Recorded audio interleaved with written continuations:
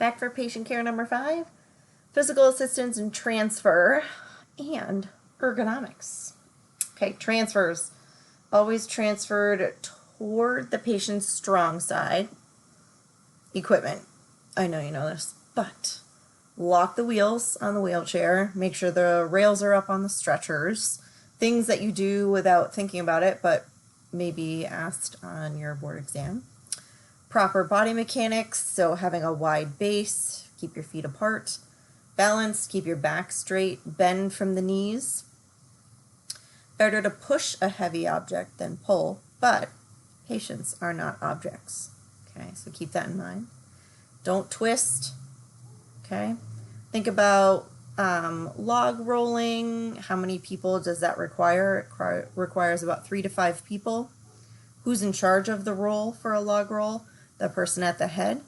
And then fall prevention. Are they a fall risk patient? Should you stand a fall risk patient? How would you know if they're a fall risk? Things like that. Patient transfer. So the slider board, which you use all the time, right? It's that plastic piece that looks like a big Band-Aid, if you will, I think. But you have to make sure that the person, that you have another person. It's not something that you should do by yourself. The transfer board is this flat board that someone may in a wheelchair may have, or you may have it at your facility, that you can transfer from wheelchair to the bed. It's used to bridge 2 surfaces. The Hoyer lift down here, it's typically used to assist patients who need 90 to 100% assistance. Make sure their weight is centered over the base legs at all times, and then keep the patient facing you while you're lifting. Again, this is not something you should, we do not do this with one technologist. There always has to be 2 for us. And then the gait belt, which you might not have used often, would be this image down here. And then this is when the individual has a weak side. Make sure his or her stronger side is facing the destination. You want to stand as close as possible to the person. You're going to stand in the front, keeping your back straight, knees bent, and your feet at a wide stance, using those body mechanics, right? Hold them at their waist rather than their arms or shoulders. That's what the gait belt is for. And then lean forward, grasping the belt on both sides to then kind of get them up off their bed. So just different options. Watch the terminology there. Patient transfer tips. So you should plan ahead how you transfer the patient. Make sure you have a plan in mind. Communicate that plan to whoever's with you. Get the necessary equipment out. Make sure the equipment is safe and functional.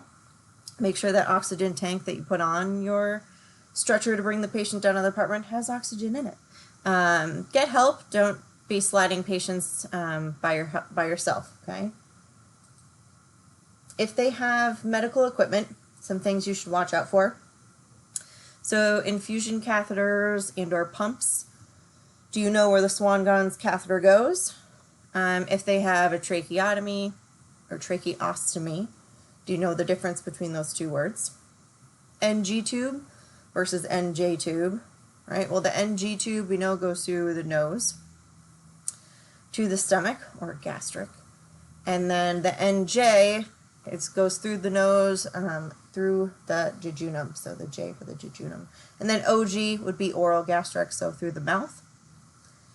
If your patient has a chest tube and you're transferring the patient, where should this drainage box be?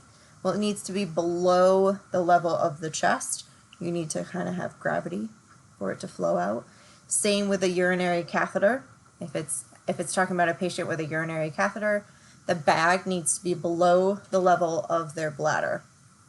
IVs should be kept 18 to 24 inches, or if they ask you in centimeters, 45 to 60 above the vein. If they're in orthopedic traction, maybe something like this, you might have to then alternate to doing a portable option.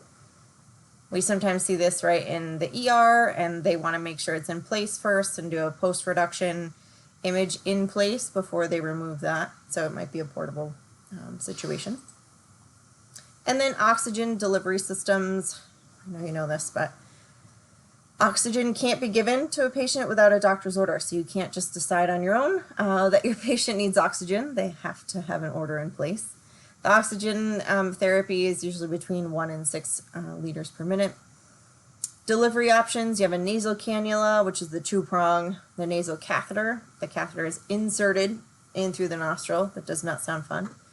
Face mask is placed over the nose and mouth, or an oxygen tent would be used for the pediatric patients, so kind of like this sort of system here. And then the ventilator is for patients in respiratory failure.